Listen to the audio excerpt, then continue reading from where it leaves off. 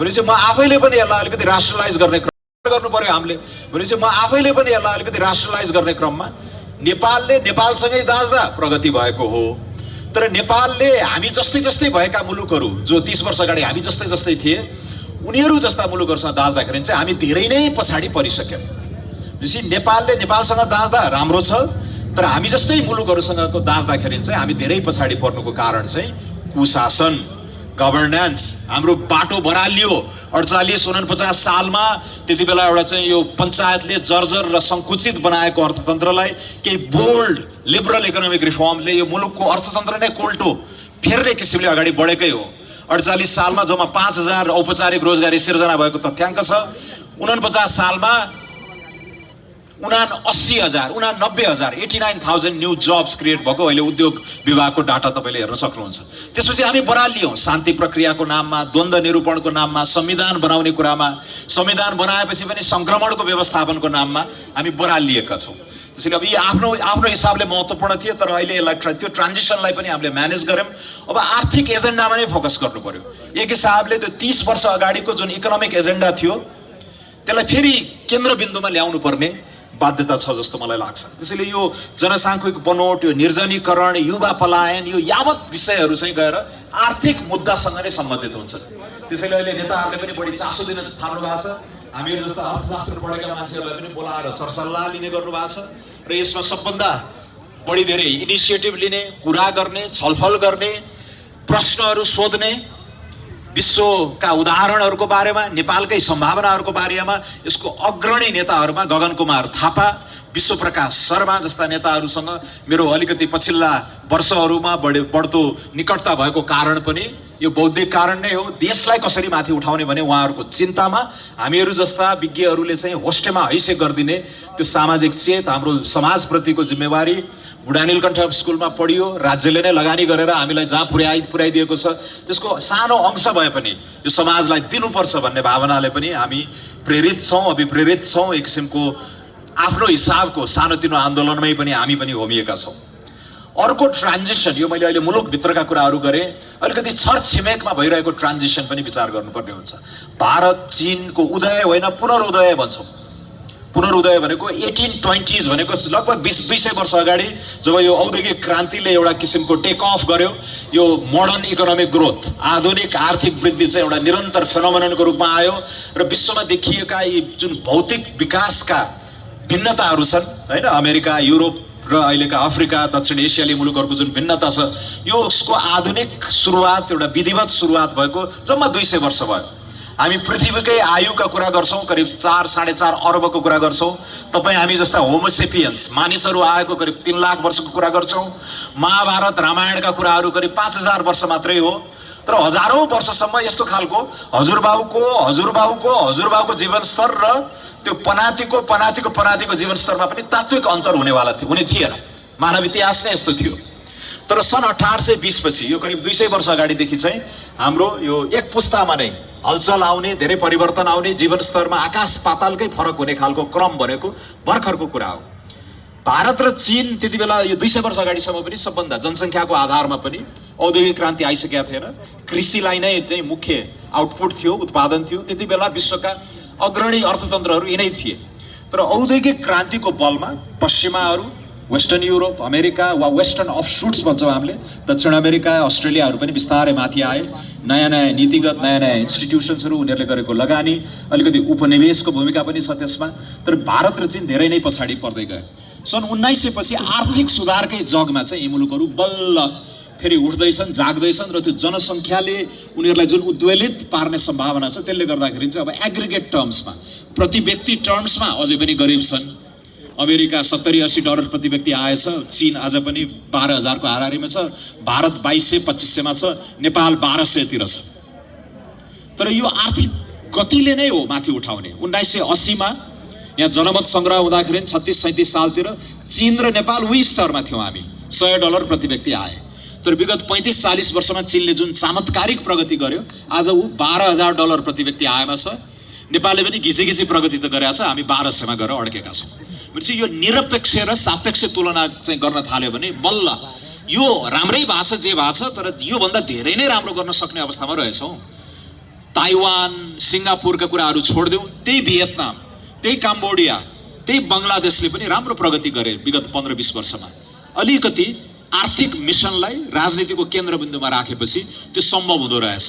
र हामीले पनि त्यो भिजन भएको, त्यो हुटुटी भएको, एउटा सोच भएको, एउटा आँट भएको, टिम बनाएर काम गर्न सक्ने नेतृत्वलाई माथि पुर्यायौँ र जसले चाहिँ आफ्नो व्यक्तिगत लाभ, यो देशलाई लुट्ने या दोहन गर्ने, जति बसिन्छ सत्तामा सोसिहालौँ, 5 पुस्ता 9 पुस्तालाई पुर्याउने सम्पत्ति आर्जन गरिहालौँ, त्यसलाई रोकथाम गर्न सक्ने संवैधानिक निकायहरूलाई भुत्ते बनाइदिउँ भन्ने खालको सोच नभएको राजनीतिक वृत्त हुने हो भने यो देशलाई पनि अहिले घिची जुन गति छ त्योबाट हामीले चाहिँ दौडाउन सक्छौँ र एउटा बिन्दुमा पुगेपछि यसलाई उडाउनै सक्छौँ भन्ने आत्मविश्वास चाहिँ मेरो आफ्नै अनुभवजन्य निष्कर्षबाट पनि म बोल्दैछु। करिब 70 वटा देशमा मैले चाहिँ घुम्ने, काम गर्ने चाहिँ अन्तर्क्रिया, त्यहाँका नीति निर्माताहरूसँग, त्यहाँका राजनेताहरूसँग अन्तर्क्रिया गर्ने अनुभव मैले पाएका छु।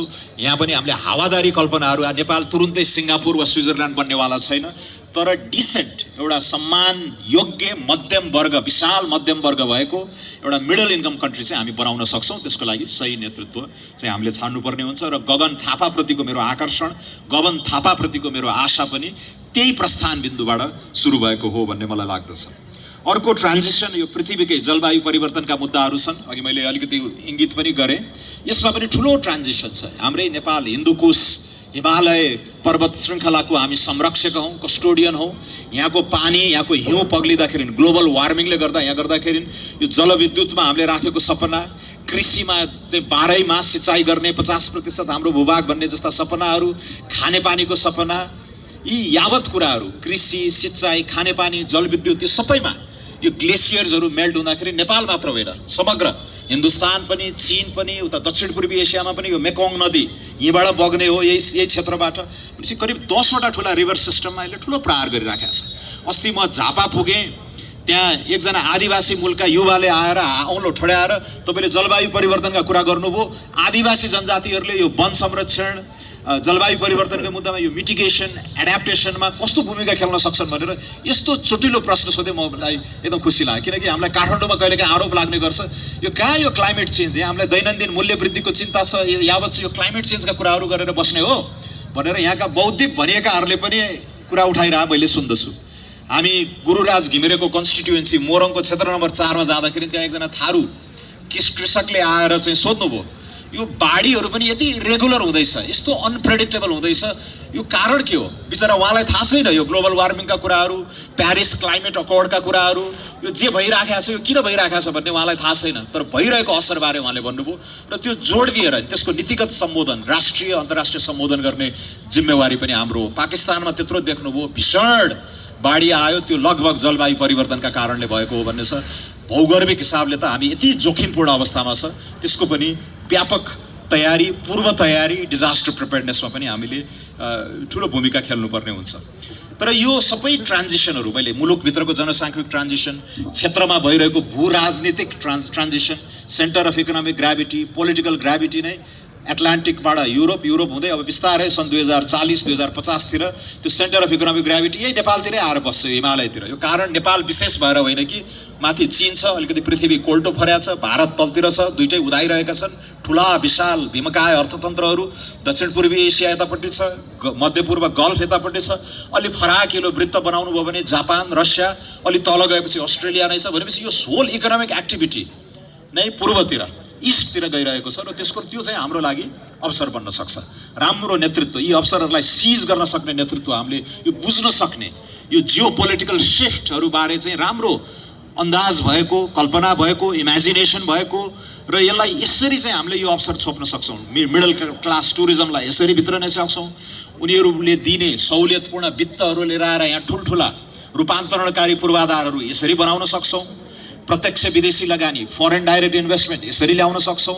हाम्रै उत्पादनहरू पनि 3-4 घण्टा चाहिँ उडाएर उनीहरूको बजारमा पुर्याउन सक्छौँ भन्ने खालको यो बढी चाहिँ अब यहाँ रको एजेन्ट आएर के खेल्यो शासन पल्टायो भन्ने यो पुरानो शैलीको, यो दिक्क लाग्ने खालको पुरानो ढर्राको राजनीतिबाट हामीले क्रमभङ्गता गरेर सृजनशील, सकारात्मक, पोजिटिभ एजेन्डाको राजनीति गर्ने नयाँ राजनीतिक शैली र नयाँ राजनीतिक संस्कार बोकेको वृत्तलाई हामीले अगाडि बढाउनै पर्नेछ। अघि पनि भन्यो, हिजो गगन थापा र हामी सँगै थियौँ एउटा कार्यक्रममा। अहिलेसम्म यसरी स्वतन्त्र रूपले चोक चोकमा कोण सभा गरेर जुन अभिव्यक्ति स्वतन्त्रता पाएका छौँ, त्यसको लागि हामीले पुरानो पुस्तालाई धन्यवाद दिनै पर्छ। तर उहाँहरूले जहाँसम्म नेपाललाई ल्याएर अड्याउनु भयो त्यति हो उहाँहरूको क्षमता। योभन्दा माथि जानको लागि अब पुस्तान्तरण हुनैपर्छ, नयाँ राजनीतिक फ्रेस एनर्जी, फ्रेस ब्लड आउनै पर्छ, उहाँहरूलाई ससम्मान विश्राम दिने। र अब युवा पुस्ताले, हाम्रो जनसङ्ख्या बनोटले पनि त्यही भन्छ, डेमोक्रेटहरूले त झन् यो कुरा चर्कोसित उठाउनु पर्ने हुन्छ, किनकि डेमोक्रेसीमा वैधताको ठुलो महत्त्वपूर्ण कुरा हुन्छ। लेजिटिमेसी, कोबाट शासित हुनुहुन्छ तपाईँ, शासन गर्ने तपाईँले त्यो अधिकार त्यो कहाँबाट पाउनुभयो, त्यो प्राधिकार कसले दियो भन्दाखेरि यो जनसाङ्ख्यिक बनोटको मैले आज अलि धेरै फोकस गरेको युवाहरूको जुन बाहुल्य छ नेपालमा र चरम सम्भावना भएको वर्ग पनि त्यही हो, चरम नैराश्य र वितृष्णा पालेर बसिरहेको वर्ग पनि त्यही छ। र त्यो थाम्न नसकेर जुन पलायनको स्तर छ, जुन पलायनको स्केल छ, त्यो वास्तवमा डरलाग्दो छ। त्यसलाई रोक्नको लागि पनि अब यो देशमा के आशा जगाउनु पर्यो, एउटा एस्पिरेसनल सोसाइटी, एउटा सकारात्मक आकांक्षा बोक्न सक्ने एउटा ठुलो विशाल मध्यम वर्गको समाज, एउटा उद्यम मैत्री, उद्यम अनुकूल एउटा गतिशील अर्थतन्त्र बनायो भने अलिकति हामीले यो पलायन उन्मुख जमातलाई यही रोक्न पनि सक्छौँ। तर देश विदेश जाँदैमा केही नराम्रो कुरा पनि होइन। म आफै पनि दशकौँ बाहिर पढेँ, बाहिर काम गरेँ, अन्तमा 8 वर्ष अगाडि म नेपाल फर्केँ। अहिले पनि म नेपाललाई आधार बनाएर विश्वको एउटा नागरिकै जस्तो गरेर विभिन्न देशहरूमा काम गरिराखेका पनि हुन्छु। यहीँ पनि गाउँ गाउँ घुमेको छु जिल्ला।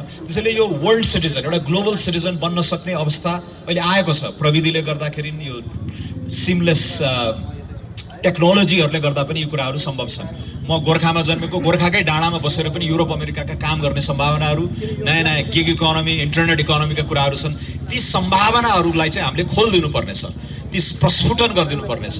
त्यो ह्युमन पोटेन्सियललाई अब हाम्रो चाहिँ टेन्डेन्सी के छ भन्दाखेरि त्यसलाई रोक्ने, त्यसलाई दबाउने, त्यसलाई चाहिँ हैरान पारेर, फ्रस्ट्रेट गरेर यी सम्भावनाहरूलाई कचाकुचुक पारिदिने खालको कर्मचारी वृत्त, त्यो नयाँ पोजिटिभ एजेन्डा नै बोक्न नसक्ने राजनीतिक वृत्त, हाम्रो समाजमा पनि जकडिएका ती पुराना विश्वासहरू, मान्यताहरूलाई पनि अब भत्काउनु पर्नेछ, त्यसलाई टुक्र्याउनु पर्नेछ र त्यसलाई चाहिँ कति सुधारका क्षेत्रहरूमा चाहिँ त्यसलाई रिफर्म गर्दै अगाडि बढ्नुपर्नेछ जस्तो मलाई लाग्छ। हालै अब नेपाली कङ्ग्रेसको सङ्कल्प पत्र घोषणा भनेको फुक्दिए हुने भन्ने खालको अविश्वसनीय दस्तावेजका रूपमा पनि त्यो परिभाषित हुँदै आएको हिसाबले हामीले यसपालि त्यसलाई सङ्कल्प भनेका छौँ। अनाउन्समेन्ट होइन, कमिटमेन्ट हो। हामीले यहाँ यथार्थपरक कुराहरू लेखौँ, एक किसिमको निरन्तरतामा नवीनता। 2005 सालमा बिपी कोइरालाले राजनीतिक पार्टी नै किन बनाइन्छ, राजनीतिक पार्टीको मकसद के हो भन्ने कुराहरू, हाम्रो ध्येय भन्ने एउटा राम्रो च्याप्टरमा लेख्नु भएको थियो। त्यो पल्टाएर हेर्दाखेरि उहाँले जे लेख्नु भएको थियो ती कुराहरू आज पनि सान्दर्भिक छन्। हालाकि त्यसलाई 21औं शताब्दी अनुकूल अलिकति नयाँ अपडेट गर्नुपर्ने, अध्यावधिक गर्नुपर्ने, नयाँ किसिमले चाहिँ परिभाषित गर्नुपर्ने चुनौती छ, जुन हाम्रो पुस्ताले अलिकति गर्न पनि खोजिराखेका छ। यो 21औं शताब्दीका यी सम्भावनाहरू अहिलेको कन्टेक्स्टमा यसलाई कसरी रेलेभेन्ट बनाउने छन्। तर मलाई अचम्म लाग्यो आजका युवाहरूको एस्पिरेसन र बिपी कोइराला पनि युवक हुँदा 2005 सालमा 75 झन्डै 75 वर्ष अगाडि लेख्नुभएका कुराहरूमा एउटा मिठो एउटा चाहिँ तादात्म्यता पनि छ, कन्सिस्टेन्सी छ र त्यसलाई हामीले सँगसँगै लाने गरेर चाहिँ अहिले आर्थिक एजेन्डामा एउटा फराकिलो आर्थिक सामर्थ्य बनाउने। त्यो फराकिलो आर्थिक सामर्थ्य भनेको राज्यको ढुकुटी पनि बढ्ने, तर निजी क्षेत्रलाई उद्वेलित गरेर लाखौँको सङ्ख्यामा रोजगारी सिर्जना गर्ने। करिब हामीले 20-25 वटा क्षेत्रमा क्षेत्र बाई क्षेत्र एनालिसिस गरेर, जस्तो डिजिटलाइजेसनको क्षेत्रमा यति रोजगारी सिर्जना गर्न सकिएला, पर्यटनमा यति सकिएला, कृषिमा यति सकिएला, उत्पादनमूलक उद्योग म्यानुफ्याक्चरिङमा यति सकिएला भनेर हिसाबै गरेर करिब 2 लाखदेखि 2.5 लाख रोजगारी, नयाँ रोजगारी सिर्जना गर्न सकिने कुराहरू चाहिँ एनालिसिस गरेका छौँ। जलवायु परिवर्तनका कुराहरू मैले गरेँ। नेपाललाई सशक्त रूपले अन्तर्राष्ट्रिय मञ्चमा प्रस्तुत गर्ने र यो अति कम विकसित मुलुकको दर्जाबाट माथि आउँदै गरेको अर्को सङ्क्रमण पनि व्यवस्थापन गर्नुपर्नेछ। त्यसको लागि पनि अलिकति बुझेका, कन्फिडेन्स भएका लिडरसिपलाई हामीले बाहिर पठाउनु पर्ने हुनसक्छ। अन्तर्राष्ट्रिय मञ्चहरूमा टेबल ठोकेर हामीले पाउनुपर्ने हक अधिकार एक्सर्साइज गर्ने, हामीले पाउनुपर्ने सहुलियतपूर्ण वित्तहरू चाहिँ नेपालमा भित्र्याएर यहाँ लगानीको माहौल बनाउनु पर्ने जुन चुनौती छ। तर यो सबै एजेन्डाहरू, आर्थिक, सामाजिक, अन्तर्राष्ट्रिय वा कूटनीतिक कुराहरू, पर्यावरणीय चुनौतीहरू चाहिँ राजनीतिले नै डोराउने रहेछ। अन्ततोगत्ता सबै नीतिको मूल नीति राजनीति। त्यसैले राजनीति सङ्लो नभएसम्म, राजनीतिले अलिकति त्यो प्रेरणादायी मार्ग नसमातेसम्म यो आशा पनि जगाउन नसकिने रहेछ। यसैले पनि मलाई लाग्छ हामीले धेरै साथीहरूले विगत 2-3 हप्तामा ऋषि सुनक, बेलायतका नयाँ भारतीय मूलका नयाँ प्रधानमन्त्री 42 वर्षका ऋषि सुनकको बारेमा धेरै चर्चा गरे। अब यो ठ्याक्कै हाम्रो परिवेश त मिल्दैन। बेलायत भनेको 150-200 वर्ष चाहिँ झन्डै विश्वका 40% भूभाग चाहिँ हाँकेर बसेको एउटा औपनिवेशिक शक्ति हो। तर मलाई के चाहिँ प्रेरणा लिन सकिन्छ जस्तो मलाई लाग्छ भने, र यो नेपालको कन्टेक्स्टमा पनि यो सान्दर्भिक छ, भारतीय मूलको त्यही भारतलाई चाहिँ कजाएर राखेको बेलायतको देशमा लगभग 80-85% चाहिँ गोराहरू अझै छन् त्यहाँ। त्यो एउटा रुरल कन्स्टिट्युएन्सी योर्कशायर भन्ने उत्तरमा, त्यो ऋषि सुनक दक्षिणतिर हुर्केका हुन्। म पनि लन्डन स्कुल अफ इकोनोमिक्समा पढेँ 1993 मा। सायद म त्यहाँ पढ्न जाँदाखेरि उनी पनि 11-12 वर्षका थिए होला, आजको बेलायतका प्रधानमन्त्री। म आफै युनिभर्सिटी जाँदा उनी 12 वर्षको टिनेज थिए। दक्षिणतिर विन्चेस्टर भन्ने कलेजमा पढ्थे। 35 वर्षसम्म उनले आफ्नो शिक्षापछि एउटा निजी क्षेत्रमा काम गरे, पैसा पनि कमाए। इन्फोसिसका नारायण मूर्तिको छोरी, बिलियनियरको छोरी पनि विवाह गरे। आर्थिक रूपले सुसम्पन्न भएपछि उनले अब मलाई पुग्यो, अब देशमै म के गर्छु भनेर उनी राजनीतिमा होमिए। अनि यहाँ जुन छ टिका लगाउने प्रक्रिया अहिले आन्तरिक लोकतन्त्रका कुराहरूमा म त्यति गइनँ। टिकटका बिक्रीहरूदेखि लिएर आन्तरिक लोकतन्त्रका यो विकृतिहरूबारे पनि अहिले आम जनगुनासो छ। उता चाहिँ प्राइमेरी सिस्टम आफैले कन्स्टिट्युएन्सी रोज्ने हो। जस्तो मलाई काठमाडौँ 4 बाट उम्मेदवार हुन मन लाग्यो भने म यहाँ काठमाडौँ 4 मा आएर यहाँको पार्टी इकाइमा आफूलाई प्रस्तुत गर्ने, मेरा एजेन्डा यही हुन्, मलाई तपाईहरुले आफ्नो सांसद बनाउने अथवा सांसदको लागि प्रतिस्पर्धा गर्ने अवसर दिनुभयो भने म यसो गर्छु भनेर तपाईहरु सामु चाहिँ कुरा राख्ने। र यहीको कुनै माथि ठुला नेताले चाहिँ टिका लगाइदिएर टिकट दिने खालको परिपाटी उन्नत परिपक्व लोकतन्त्रहरुमा यस्तो छैन। त्यो आफैमा वास्तवमा असाध्यै अलोकतान्त्रिक परिपाटी पनि हो। त्यसलाई पनि हामीले चाहिँ बिस्तारै भङ्ग गर्दै भत्काउँदै लानुपर्ने हुन्छ। गगन थापा, विश्वप्रकाश शर्माहरुले पनि यो प्राइमरीजको कन्सेप्ट अब उठाइराखेका छन्। पार्टी भित्रको उनीहरुको संघर्ष त्यो पनि हुनेवाला छ। ल्याटरल एन्ट्री, बाहिरका क्षमतावान प्रतिभावान मान्छेहरुलाई भित्र्याउने एउटा त्यो नयाँ यो पार्टीलाई गतिशील बनाउनको लागि पनि त्यो फ्रेश ब्लड चाहिन्छ। तर ठूलो प्रतिरोध हुन्छ। त्यहाँ बसेर यथास्थितिबाट लाभ लिइरहेका, स्ट्याटस कोबाट लाभ लिइरहेको वृत्तले त्यो रोक्न खोज्छ, छेक्न खोज्छ। त्यो ब्यारियर टु एन्ट्री निजी क्षेत्रमा पनि त्यही छ, राजनीतिक क्षेत्रमा पनि त्यो हामीले देख्छौं। त्यसैले त्यो ऋषि सुनक भन्ने मान्छेले 35 वर्षको उमेरमा एकदमै गोराहरूको बाहुल्य भएको एकदमै ग्रामीण कन्स्टिट्युएन्सीमा गएर उसले के भन्यो भने म यहाँबाट सांसद बन्न चाहन्छु भनेपछि उसका कुरा सुनेपछि सुरुमा त त्यो अब अलिकति रेसिस्ट सोसाइटी नै हो। यो खैरो छाला भएको माइनोरिटीको मान्छे लन्डनतिरै बर्मिङमतिरै घुमे भइगयो नि, कहाँ यहाँ आइरहेको भन्दाखेरि। तर त्यहाँका बहलवाला सांसद पनि असाध्यै क्षमतावान विलियम हेग भन्ने पूर्व परराष्ट्र मन्त्री प्रधानमन्त्री नै बन्ने सम्भावना भएका व्यक्तिले चाहिँ यो मान्छे ठिक छ, यो मान्छे राम्रो छ, यसको सम्भावना छ, प्रतिभा छ, केही गरौँ भन्ने हुटहुटी छ, यसलाई हामीले यहाँबाट बनाएर पठाउँदा ठिक हुन्छ भनेपछि 35 वर्षको उमेरमा सांसद भए, 40 वर्षको उमेरमा अर्थमन्त्री भए, कोभिडको बेलामा 2 वर्ष राम्रो काम गरेर देखाए र राजनीतिमा आएको 7 वर्षमा बेलायत जस्तो देशमा खैरो छाला भएको भारतीय मूलको नामै ऋषि हिन्दू अस्ति दीपावलीको दिन चाहिँ डाउनिङ स्ट्रिट नम्बर 10 डाउनिङ स्ट्रिटमा चाहिँ दीपावली गरेर बत्ती बालेर आफै चाहिँ राखी गरेको हातहरू सबै देखिन्छ। त्यसै त्यस्तो पृष्ठभूमिको मान्छे पनि बेलायत जस्तो देशको प्रधानमन्त्री G7 हैन एकचोटि विश्व आँकेको मुलुकमा चाहिँ प्रधानमन्त्री हुन सक्यो भनेपछि यो उदार लोकतन्त्रले यस्ता सम्भावनाहरू प्रतिभा भएका सम्भावना भएकाहरू लिङ्गको आधारमा होइन, वर्णको आधारमा होइन, जातभातको आधारमा होइन, तपाईँ कहाँ जन्मनु भयो भन्ने कुराको आधारमा होइन, प्रतिभा र मेरिटोक्रासीको आधारमा चाहिँ यसरी पनि सम्भावनाको ढोकाहरू जुन खोल्दछ त्यस्तै उदार लोकतन्त्रको कल्पना बीपी कोइरालाले 75 वर्ष अगाडि गर्नुभएको थियो र त्यसैको लागि नेपाली कांग्रेस जस्ता पार्टीहरूले पटक पटक लडेका पनि हुन्। आज पनि एउटा खाकाको रूपमा त्यो उदार लोकतन्त्रवादी खाका हामीसँग छ। हाम्रो संविधान अलिकति प्रगति उन्मुख प्रगतिशील नै छ, तर त्यसको अभ्यासमा हामी नराम्रोसित चुकिरहेका छौं। किनकि लोकतन्त्र भनेको यो 5-5 वर्षमा गरिने आवधिक निर्वाचन मात्र होइन, यो कर्मकाण्डको रूपमा हामीले जुन बुझिराखेका छौं नि। अब चुनाव आयो, एउटा भोट हाल्दिने हो कुनै चिन्हमा, एक थान सांसदलाई जिताएर पठाइदिने हो, लोकतन्त्रको हिसाब किताब फच्या सिद्धियो। अब यही हो भन्ने त्यो अपूर्ण त्यो एकाङ्गी बुझाइमा पनि हामीले चाहिँ अब युवाहरूले यो यस्तो होइन, त्यो भनेको अनुदार लोकतन्त्रको अभ्यास हो। हामीले खोजेको उदार लोकतन्त्र हो। उदार लोकतन्त्रको मर्म यहाँ चाहिँ मौलिक हकको चाहिँ बेरोकटोक अभ्यास गर्न पाइयोस्, शक्ति पृथकीकरण होस्, अदालतको कामले त्यो चेक एन्ड ब्यालेन्स हैन संसदलाई चाहिँ त्यसले डिसिप्लिनमा राखोस्, कार्यपालिकालाई निरङ्कुश बन्न नदियोस्, उसले गरेका उटपटाङ कामहरूलाई संसदले पनि लगाम लगाउन सकोस्, संसद र कार्यपालिकाले गरेको कामलाई न्यायपालिकाले पनि गर्न सकोस्, एउटा विधिको शासन होस्। तपाईँ हामी सुन्छौँ युरोपका प्रधानमन्त्री महारानीहरूलाई पनि कहिलेकाहीँ फाइन लगाइरहेको, एउटा वडाको प्रहरी गएर तिमीले एउटा यो स्थानीय कानुन भायोलेट गर्यो, तिमीले यति फाइन तिर भनेर चाहिँ त्यो विधिको शासन भनेको कानुनभन्दा माथि कोही पनि हुँदैन भन्ने छ।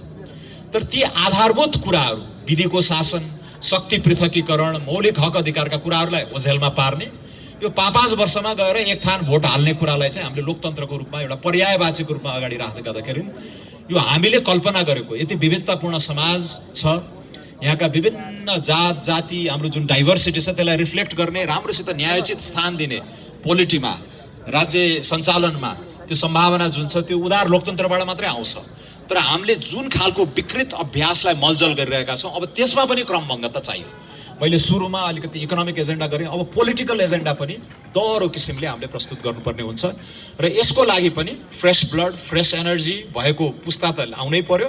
तर अहिलेसम्म निष्कलङ्क नै रहेको, कुनै विवादमा नफसेको र विवादमा फस्न हुँदैन भन्ने चेतना बलियोसित पालेको युवा पङ्क्तिहरूलाई पनि अगाडि बढाउनुपर्छ र गगन थापा, विश्वप्रकाश शर्मा, प्रदीप पौडेल जस्ता युवा नेताहरूलाई मैले त्यही फ्लेभरमा बुझ्ने गरेको छु।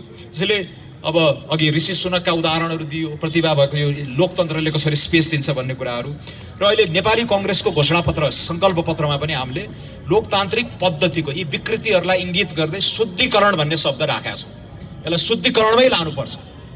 जुन खालको कन्स्टिट्युसनल बडिजहरूलाई क्याप्चर गरिएको छ, भ्रष्टाचार व्याप्त छ, तर अख्तियार लगभग चाहिँ निष्क्रिय अवस्थामा छ।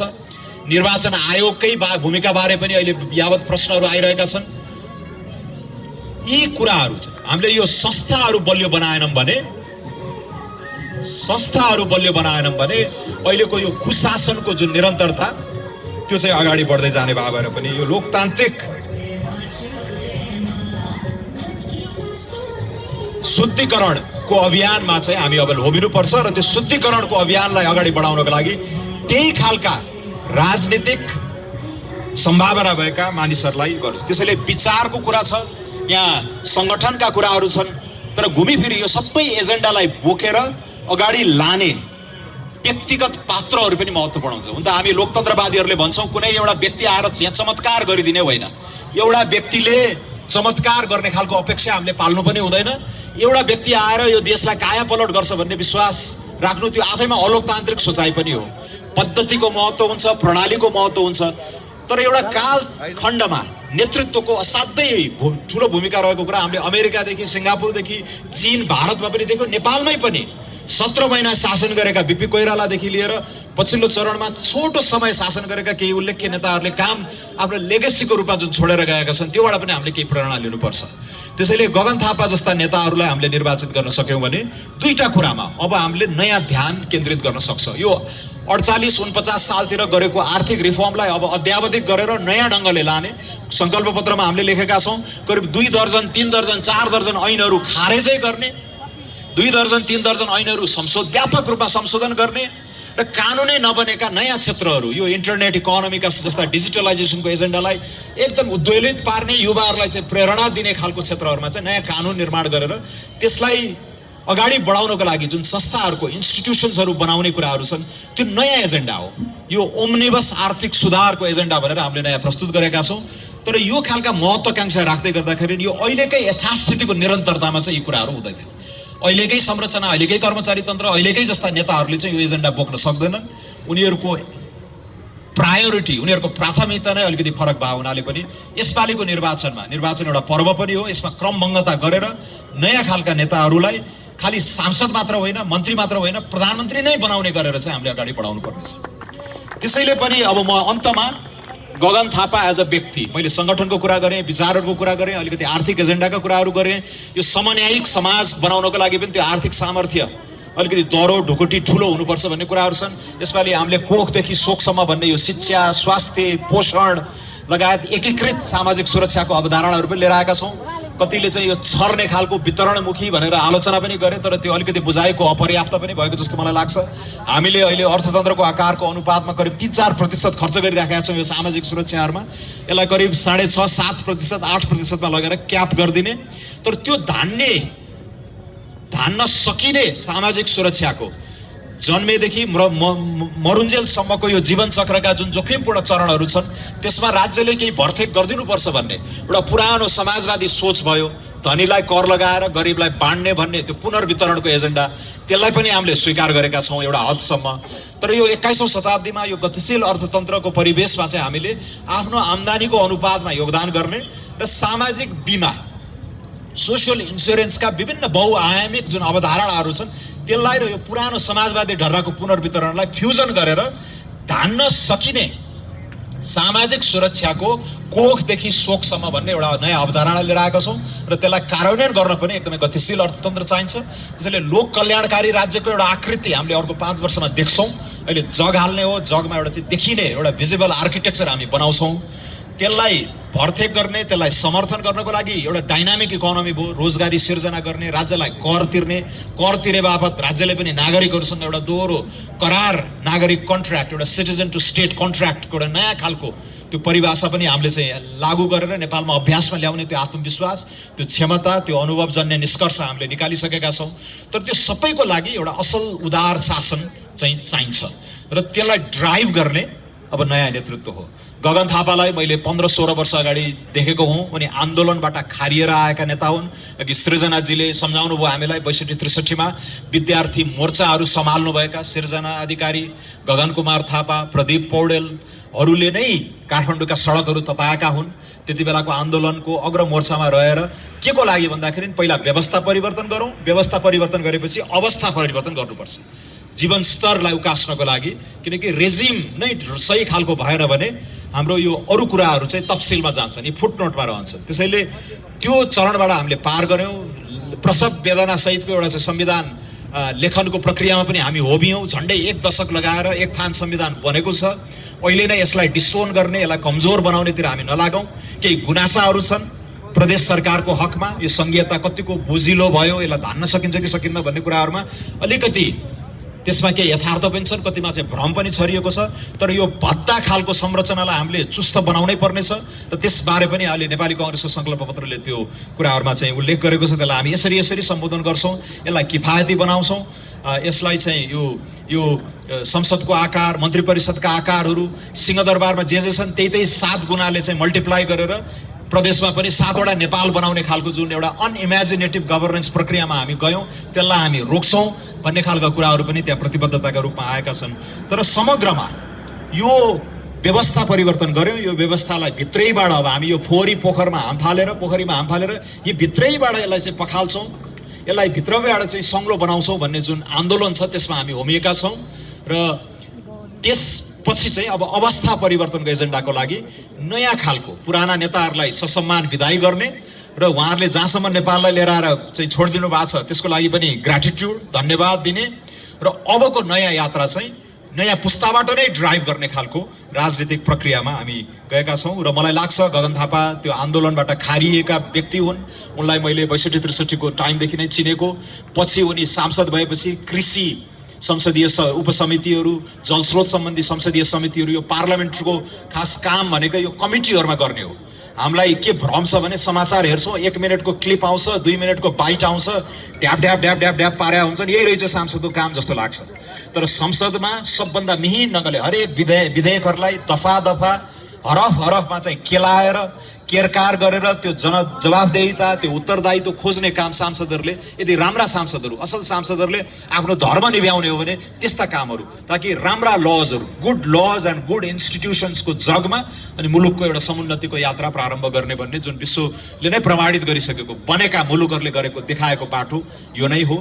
र त्यो कृषिको कमिटीमा, जलस्रोतको कमिटीमा उनले गर्दाखेरि उनको तयारी, उनले विज्ञहरूसँग सरसल्लाह लिएर कसरी नयाँ कुराहरू पस्कन सकिन्छ, अहिले भइरहेका बेफिती अडचनहरूलाई कसरी फुकाउन सकिन्छ भन्ने बारे जुन ग्राभिटीका साथ, जुन सिरियसनेसका साथ, जुन एउटा सेन्स अफ पर्पसका साथ उनले काम गर्थे, त्यसले मलाई धेरै नै प्रभावित गरेपछि हामीले एउटा लामो नेपाल बनाउन सकिन्छ, नेपाल बनाउन पर्छ। एउटा लाइक माइन्डेड युवाहरूको कोअलिसन नै हामी बनाऊँ, लाइक माइन्डेड सुधारकहरू, लाइक माइन्डेड रिफर्मर्सहरूको एउटा ब्रड अलायन्सले नै अब चाहिँ यो देश हाँक्नुपर्छ अर्को 10-15 वर्ष भनेर हाम्रो एक किसिमको अघोषित अलायन्स पनि, कोअलिसन पनि बनेको त्यतिखेरदेखि नै हो। उनी रेडी छन्, उनी प्रिपेयर्ड छन्, उनी क्वालिफाइड छन् जस्तो मलाई लाग्छ। र यो कुरा तपाईँले उनले छोटो समय, म योजना आयोगको सदस्य उपाध्यक्ष हुँदाखेरि उनी 7 महिना मात्रै स्वास्थ्य मन्त्री भएका हुन्। यो देशलाई एउटा युनिफाइड हेल्थ सिस्टममा कसरी बाँध्न सकिन्छ भन्ने बारे यति गहिरो होमवर्क गरे। त्यसपछिका सारा नीतिगत कुराहरू त्यसैले उनले बनाइदिएको मास्टर प्लानमै हिँडिरहेका छन्। तर हाम्रो संकीर्ण राजनीतिले गर्दा कहिलेकाहीँ यो त गगन थापाले बनाएको रे, यसलाई अगाडि बढाउँदिन भनेर उनले ल्याएका कुराहरूलाई साबोटाज गर्ने कदमहरू पनि चालिएका छन्। जस्तो हेल्थ इन्सुरेन्सको कुरा हामीले पाइलटिङ गऱ्यौँ, अछाममा गऱ्यौँ, बागलुङमा गऱ्यौँ, इलाममा गऱ्यौँ, कैलालीमा गऱ्यौँ। त्यो बिस्तारै त्यसलाई एक्सप्यान्ड गरेर यो सानो उपचार गर्न नसक्दा पनि घर खेतमै बेच्नुपर्ने खालको जुन छ, हामीले आधुनिक समाजवाद भनेको त्यस्तो गर्न नपरोस् भन्ने अवस्थामा मुलुकलाई लाने हो।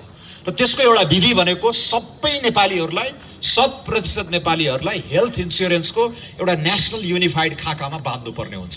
तपाईँ हामी युवा छौँ, हामी प्रिमियम तिर्छौँ अहिले, तर त्यति अस्पताल जाँदैनौँ। म आफै पनि अस्पताल नगएको वर्षौँ भइसक्यो होला। कोभिड पनि छलियो, डेङ्गी पनि छलियो, त्यति अस्पताल जान पर्दैन। तर बाहिर भएको भए हेल्थ इन्सुरेन्स हरेक मासिक प्रिमियम तिर्छौँ।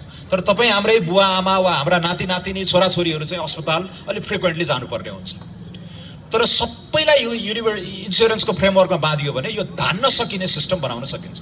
तपाईँ हामी पनि वृद्ध हुन्छौँ, पछि काम गर्न आउनेहरूले हामीलाई सब्सिडाइज गर्छन्। यो खालको यो बाराक ओबामाले पनि गर्न खोजेको कुरा यही हो। म्यान्डेटरी हेल्थ इन्सुरेन्समा हामी गयौँ भने अब धेरै प्रिमियमहरू धेरै चर्को बनाउन हुन्न, त्यसलाई अब कसरी चाहिँ सस्तो बनाउने, किफायती बनाउने भन्ने कुराहरूमा हामीले होमवर्क गर्नुपर्ने हुन्छ।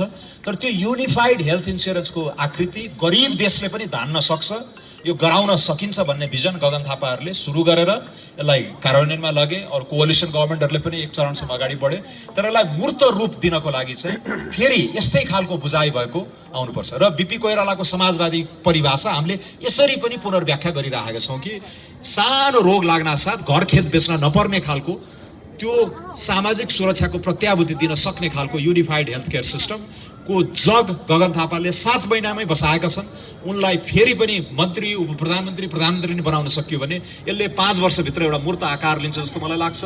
अहिले भइरहेका विकृतिहरूलाई हामीले चाहिँ सुधार गर्ने र नयाँ नयाँ कम्पोनेन्टहरूमा यसमा घुसाएर यो धान्न सकिने, नेपाल जस्तो गरिब मुलुकले पनि धान्न सकिने खालको सामाजिक सुरक्षाको एउटा आर्किटेक्चर हामी बनाउँछौँ र त्यो बनाउन सक्ने आत्मविश्वास हामीमा छ जस्तो मलाई लाग्छ। कोभिडकै बेलामा पनि गगन थापाको भूमिका तपाईँहरूले देख्नुभयो। केपी ओलीको 2/3 प्रचण्ड बहुमत आएको एक किसिमको निरङ्कुश प्रवृत्ति, कुनै रोकतोक, कुनै अङ्कुश संवैधानिक निकायहरू पनि भुत्ते भइरहेको अवस्थामा चाहिँ उनले जसरी संसदमा एक्लै उभिएर त्यस्तो शक्तिशाली सरकारलाई पनि उत्तरदायी बनाउने काम जुन गरे, जनताको पक्षमा यही सरकारसँग म मिलेर पनि यही कामहरू गर्न चाहन्छु भनेर उद्घोष गरे, त्यो साह्रै नै एउटा स्टेट्सम्यान इन द मेकिङ जस्तो मलाई लाग्छ। एउटा नेता त उनी स्थापित रूपमै भइसके, अब 3 चोटि सांसद भए, 4थो चोटि प्रत्याशी छन्। तर एक किसिमको त्यो राजनेताकै झलक आउने खालको व्यवहार पनि उनले पछिल्ला दिनहरूमा देखाइरहेका छन्। र मलाई लाग्छ त्यस्तो नेतालाई क्षेत्र नम्बर 4 ले जिताएर पठाइदियो भने तपाईँहरूले तुरुन्तै आफ्नै निकट भविष्यमा नै एउटा चाहिँ प्रधानमन्त्री पाउनुहुनेछ। र उनले जुन उनको भिजन छ, उनीसँग जुन ब्रोड टिम छ, हामीहरू जस्ता मान्छेहरू उनीसँग आबद्ध छौँ। एउटा यो अलायन्सले चाहिँ यो देशलाई देखिने समयमै 5-10 वर्षभित्रमा नै हामीले एउटा मोमेन्टम चाहिँ हामी यहाँ ल्याउँछौँ। इकोनोमिक रिफर्मले, समन्यायिक समाजका कुराहरूमा र मुख्यतः गभर्नेन्समै प्रहार गरेर हामी बिग्दैनौँ, हामीलाई कसैले किन्न सक्दैन, हामीलाई कसैले म्यानिपुलेट गर्न सक्दैन, हामी कसैका गोटी बन्दैनौँ, किनकि हामी आफै सक्षम छौँ। हाम्रो यो सबलीकरणको एजेन्डा, यो स्वतन्त्रताको एजेन्डा, यो सक्षमताको एजेन्डा जुन हाम्रो मानव विकासको एउटा कोर कम्पोनेन्ट पनि हो, त्यसलाई अहिले नेपाली कांग्रेसको संकल्प पत्रमा पनि हामीले यसलाई सैद्धान्तिक रूपमै यसलाई चाहिँ मूल प्रवाहीकरण गरेका छौँ, मेन स्ट्रिम गरेका छौँ। त्यो एजेन्डामा एउटा फ्रेश भिजनमा टेकेर नयाँ नेतृत्वले यो मुलुकलाई अगाडि बढाउन सक्छ जस्तो मलाई लाग्छ। र यो प्रक्रियाको नेता हाम्रो पुस्ताका नेता गगन कुमार थापाले गर्छन् र त्यो उनलाई इनेबल गर्ने, उनलाई बल पुर्याइदिने काम हामीले गर्नुपर्दछ। अहिले जुन आक्रोश छ, जुन रोष छ, अहिलेको यो खतम भयो, यो हुँदै भएन भन्ने खालको सबै हाम्रो पनि त्यही छ। We are totally fed up with the current system. तर यसमा दुई तीनवटा विकल्प अहिले आइरहेका छन्। एउटा सानो तबका छ जुन यथास्थितिमा रमाइरहेछ, यथास्थितिबाट लाभ लिइरहेछ, उसले यो जे छ ठिकै छ भन्ने एउटा सानो वृत्त छ। अर्को वृत्त छ जसले यो यति खतम छ कि अब नयाँ सिराबाट सुरु गर्नु पर्यो, अहिलेका पुराना पार्टीहरूबाट केही पनि चल्दैन, नयाँ पार्टीहरूको एक्सपेरिमेन्ट गरौँ, नयाँ पार्टीहरूबाट नै नेपाललाई अगाडि लाने हो भन्ने खालको पनि एक्सपेरिमेन्ट छ। त्यो मुभमेन्टप्रति मेरो शुभेच्छा छ, मेरो सदाशयता छ। तर अलिअलि नेपाली इतिहास पनि बुझेको, अलिअलि विश्व इतिहास पनि बुझेको, नेपाली समाजको चरित्र पनि बुझेको, यी सबै कुराहरू हाम्रो संरचनात्मक कुराहरूलाई पनि ध्यानमा राख्दाखेरि चाहिँ यो राजनीतिक पार्टीहरू फगत युरोप अमेरिकाको जस्तो प्रकृतिका यहाँ राजनीतिक पार्टी छैनन्। यहाँ चाहिँ यो प्याट्रोनेज नेटवर्क पनि हो राजनीतिक पार्टी भनेको। त्यस्तो परिस्थितिमा यो वडा टोलमा चाहिँ चिरेर नयाँ वैकल्पिक शक्ति उदाउनलाई समय लाग्छ। मलाई लाग्छ अर्को 5-10 वर्षमा सायद हामी त्यहाँ परिपक्व त्यो बिन्दुमा पनि पुगौँला।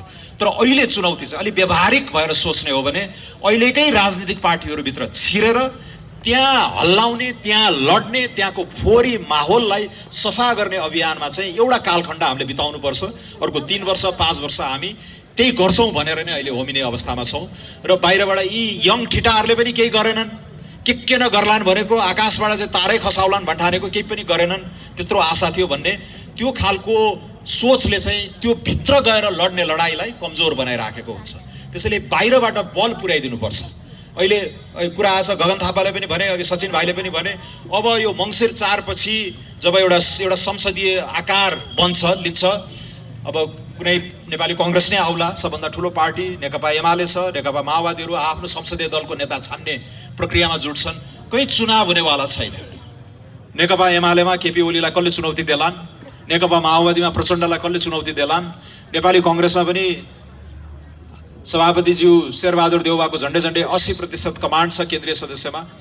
तर उहाँलाई संसदीय दलमा चुनौती दिन सक्ने गगन थापाले पहिला भनेका थिए तुरुन्तै प्रधानमन्त्री नबनाउला, तर प्रधानमन्त्री बन्ने प्रक्रियामा म सहभागी हुन्छु, म अटेम्प्ट गर्छु, प्रधानमन्त्री बन्ने कुरामा म अटेम्प्ट गर्छु भनेर जुन उद्घोष गरेका छन् उनले, त्यसलाई पनि तपाईँ हामीले यहाँ चाहिँ जिताएर पठाएनौँ भने त त्यो कुरा यहीँ नै सिद्धिहाल्यो। र धेरै मान्छेहरूको म सुन्दैछु अहिले षड्यन्त्र भइरहेको छ गगनलाई यहीँ नै रोकिदिने भनेपछि संसदमा गएर उनले चाहिँ जुन बाँकी रहेको युद्ध छ त्यो लड्न पाउँदैनन्। तर हामीलाई लाग्छ तपाईँहरूले अलिअलि मात्र होइन, भारी मतान्तरले गगन थापालाई जिताएर पठाउनुहुन्छ।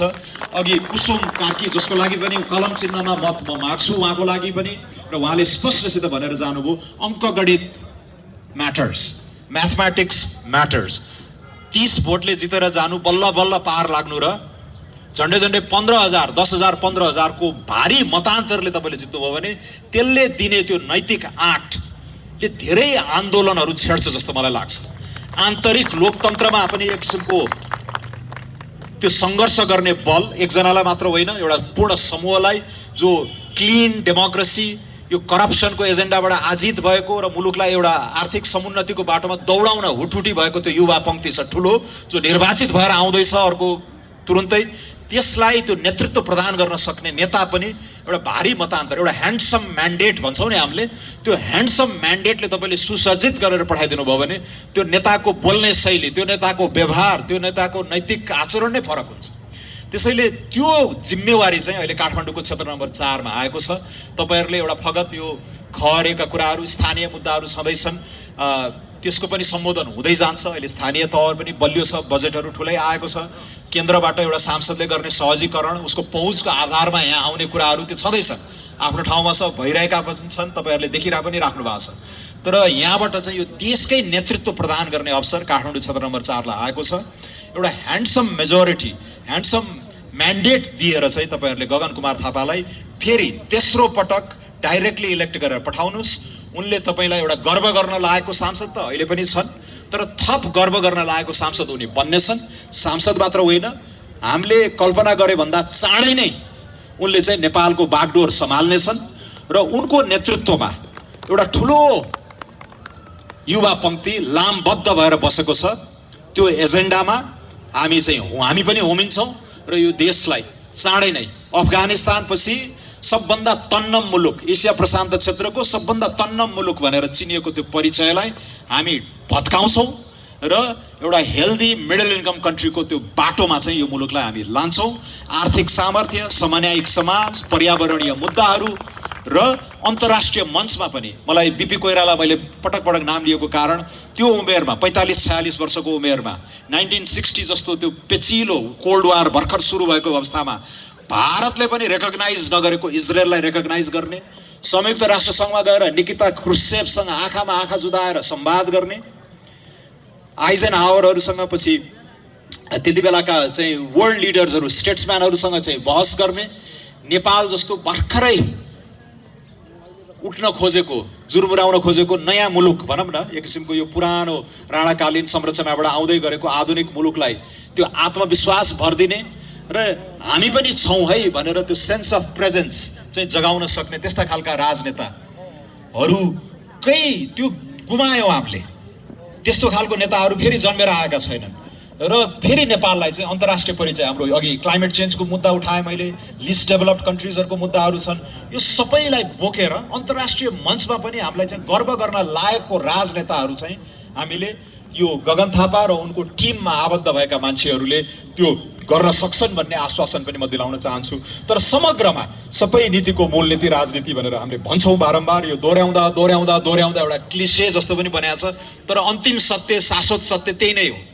त्यसैले पनि राजनीति सङ्लो बनाउने, राजनीति स्वच्छ बनाउने, गुड गभर्नेन्स, यो असल शासनको एजेन्डालाई साँच्चीकै भित्रैबाट हृदयदेखि नै इन्टर्नलाइज गरेर अगाडि बढ्ने हो भने यो मुलुकको सम्भावना छ, यो राष्ट्रको सम्भावना छ। युवाहरूमा हामीले चाहिँ आशा दिन सक्छौँ। एउटा प्रेरणादायी समुन्नत नेपालको मार्गचित्र हामी कोर्छौँ र त्यसलाई कार्यान्वयनमा लानको लागि पनि गगन थापा लगायत उहाँको पिँढीका युवा पङ्क्ति नेतृत्वलाई हामीले चाहिँ शानदार मतका साथ विजयी गराएर पठाउँ। हामी यसलाई रिग्रेट गर्ने छैनौँ। त्यति न्यूनतम आश्वासन चाहिँ म यहाँहरूलाई दिँदै बिदा हुन्छु। धन्यवाद। जय नेपाल।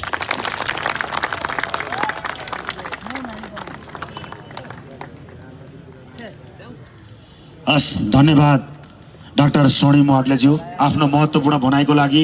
उहाँले आफ्नो मन्तव्यको क्रममा विभिन्न विषयमा जानकारीहरू हामीलाई दिनुभयो। त्यसमा विशेष गरी नेपाली काङ्ग्रेसको सङ्कल्प पत्र बनाउने क्रममा उहाँले खेलेको भूमिका र त्यसका विशेषताहरूको बारेमा पनि हामीलाई जानकारी गराउनुभयो।